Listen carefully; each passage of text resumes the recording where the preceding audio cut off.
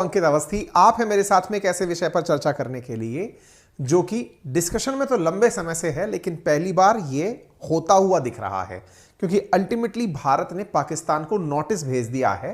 किस बात का नोटिस भेजा है? सिंधु जल बंटवारे को लेकर के। क्या नोटिस भेजा है, क्यों नोटिस भेजा है, आज के सेशन में चर्चा करेंगे। जैसा आपने सुना कि क्या पाकिस्तान का पानी रोकने वाला है हिंदुस्तान, हाँ, इस बात को भी आज के सेशन में समझेंगे। कौन सा पानी रोकने की बात हो रही है, कौन सा पानी भारत से पाकिस्तान जाता है, वो सारी बातें आज के सेशन में चलिए करते हैं।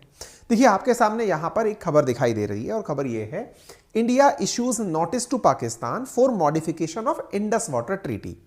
मैं आपको यहां बता देना चाहता हूं शुरुआत में ही कि भारत में तत्कालीन प्रधानमंत्री, कब की बात है ये, पहले मैं ये बता देता हूं, 1960 की बात है, 1960 में इंडिया और पाकिस्तान, भारत की तरफ से भारत के प्रधानमंत्री पंडित जवाहरलाल नेहरू और उनकी तरफ से राष्ट्रपति अयूब खान, इन दोनों ने मिलकर के एक सिग्नेचर किया, साइन किया। क्या साइन किया?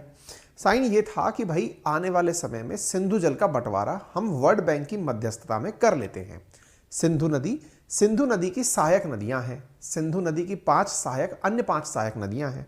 कुल मिलाकर सिंधु जल सिस्टम एक 6 नदियों का सिस्टम है, जिसमें से इंडस वाटर यानी कि सिंधु नदी का पानी, उसकी सहायक नदियां चेनाब और झेलम, ये 3 नदियां तो दे दी गई पाकिस्तान को पूरी तरह, 100% इनका पानी पाकिस्तान का हुआ।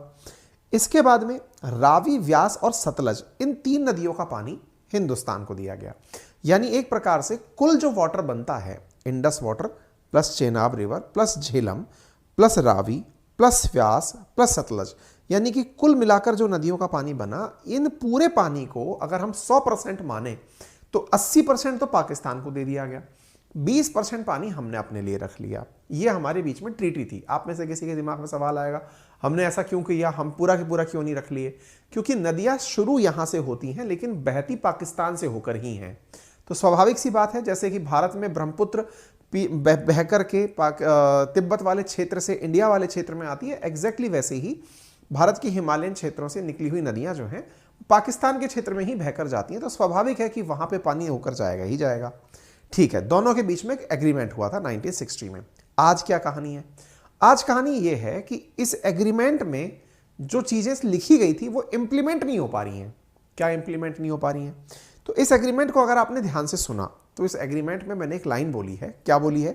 इंडस वाटर ट्रीटी के अंदर नदियों के जल के बंटवारे को लेकर के जो बातें हुई थी, उन बातों में देखिए, ये आप वो घटना देख सकते हैं 1960 की, जिसके अंदर यहां पर अयूब खान जो राष्ट्रपति हैं पाकिस्तान के और भारत की तरफ से प्रधानमंत्री जवाहरलाल नेहरू ये एग्रीमेंट करते हैं कि पूर्वी नदियां जो हैं उनका पानी भारत रखेगा, पश्चिमी नदियों का पानी पाकिस्तान रखेगा। तो हुआ ये कि दोनों नदियों के बीच में जो पानी के जल के बंटवारे की कहानी थी, उसमें से जो इंडिया वाला नदी का पानी है, जो इंडिया के पास है रावी, व्यास, सतलज, उनका भी भारत 100% पानी यूज नहीं कर पाता, केवल 90% पानी यूज कर पाता है।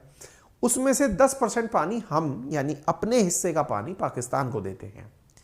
इसी प्रकार से पाकिस्तान का जो पानी है, यानी कि जो पाकिस्तान का CJI है, यानी कि चेनाब, झेलम और इंडस रिवर, मैं मैप पर भी दिखाऊंगा, वो जो पानी है, उस पानी पर भारत ने 2 जल विद्युत परियोजनाएं डेवलप कर दी हैं। एक का नाम किशनगंगा है और एक का नाम रैटल है। दिक्कत यह है कि पाकिस्तानियों को लगता है कि भारत यह काम नहीं कर सकता था। कौन सा? किशनगंगा और रैटल। और उसी बात से वो तंग आकर के इधर उधर घूम रहा है। मैं आपको विस्तार से नदियों की लोकेशन दिखाता हूं और फिर उसके बाद में हम चर्चा करेंगे। लेकिन इससे पहले मैं आपको बता दूं साथियों, हमारे द्वारा एक सेशन जो चलाया जा रहा है, कल 28 तारीख लास्ट दिन है। किस बात का? अनअकैडमी पर 20% ऑफ पाने का।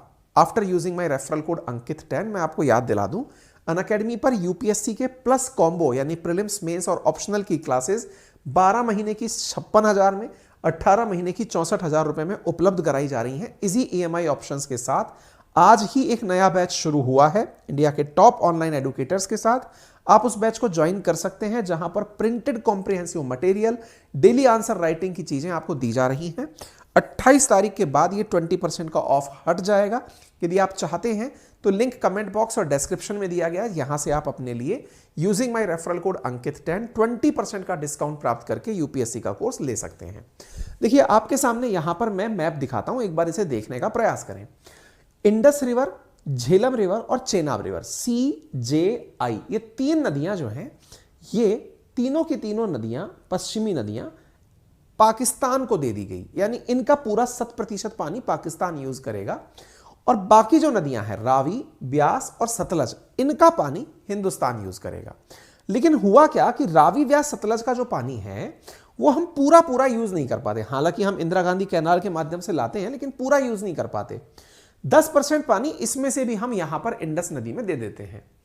अब क्या है, इंडिया ने अपनी आवश्यकता के हिसाब से, क्योंकि पानी तो हम यूज नहीं कर सकते, लेकिन पानी की अलाइड एक्टिविटी से क्या मतलब हुआ कि भाई अगर पानी पर जल विद्युत परियोजना लगा दी जाए, जल विद्युत परियोजना का मतलब कि पानी से बिजली पैदा करने का प्रक्रम लगा दिया जाए, तो हम पानी कंज्यूम थोड़ी कर रहे हैं, पानी से अदर एक्टिविटी कर रहे हैं।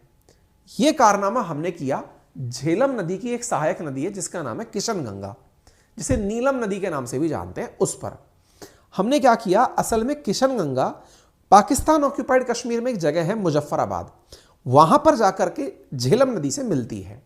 हमने क्या किया, किशन गंगा नदी के पानी को एक टनल के माध्यम से पहले ही झेलम नदी से कनेक्ट करा दिया। तो टनल से पानी आया तो बहुत तेज गति से आया।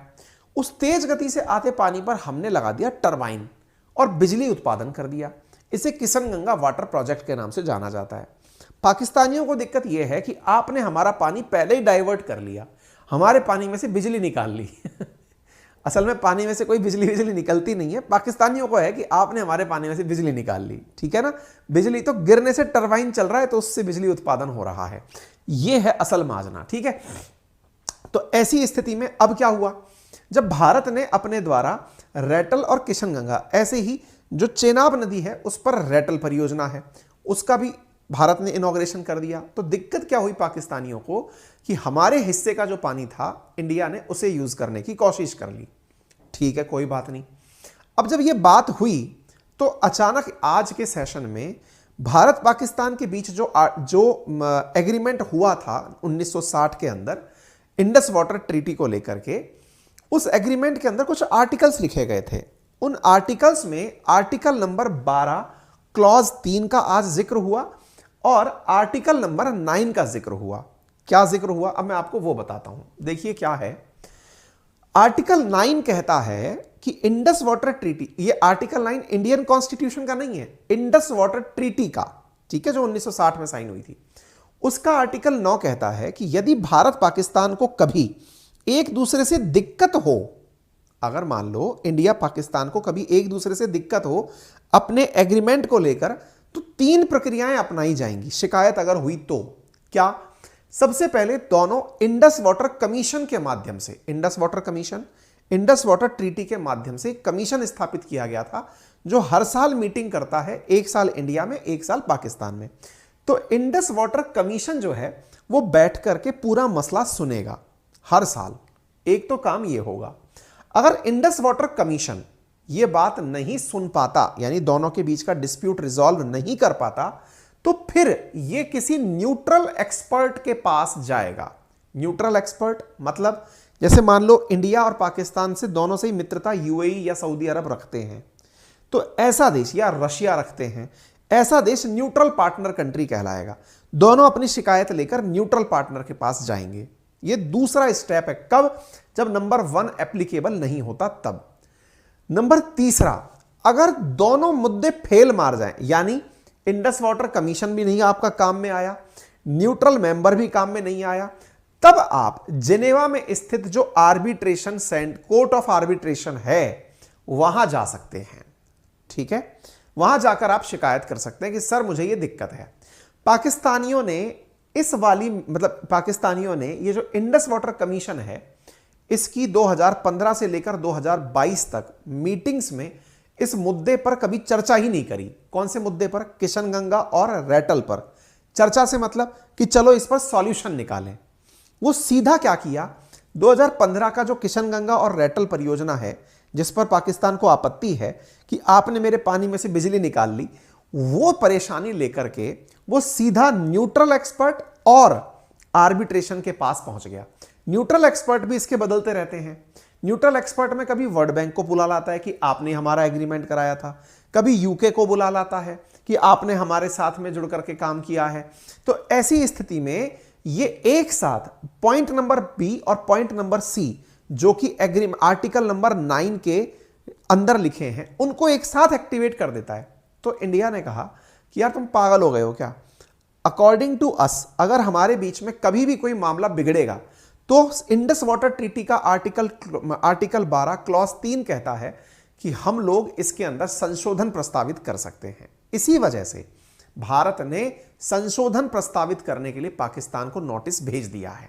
भारत ने कहा सुनो बहुत हो गया आपसे बात करने का तरीका, आपको प्रोसीजर तो समझ में आ नहीं रहा, अब एक संशोधन कर ही लेते हैं इसमें, क्या कि भारत उस पानी में से बिजली निकालेगा, ठीक है, या फिर भारत कितना परसेंटेज पानी यूज करेगा क्योंकि ओरिजिन हमारे यहां से ही हो रहा है।